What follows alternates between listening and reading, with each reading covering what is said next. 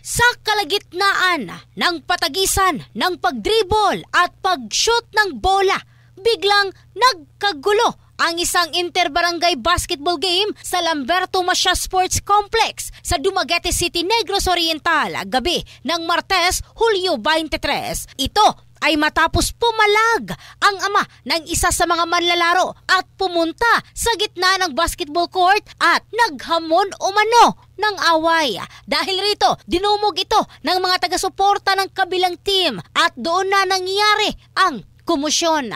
Hindi pa matukoy ang rason nito, ngunit sabi ng isa sa mga referee ng laro na si Sito Katubo sa interview ng Brigada News FM Dumaguete, posible umanong nasiko ang anak nito sa laro at natumba dahilan na naging ganoon ang reaksyon ng ama. Wala namang malubhang nasaktan sa rambulan maliban sa nasabing ama. Aniya, matapos mapahupa ang tensyon, ipinagpatuloy ang laro ng nasabing mga basketball players mula sa barangay Hunob at Luok. In the heart of changing lives, ito si Michelle Craste ng Brigada News Philippines, the Music and News Authority.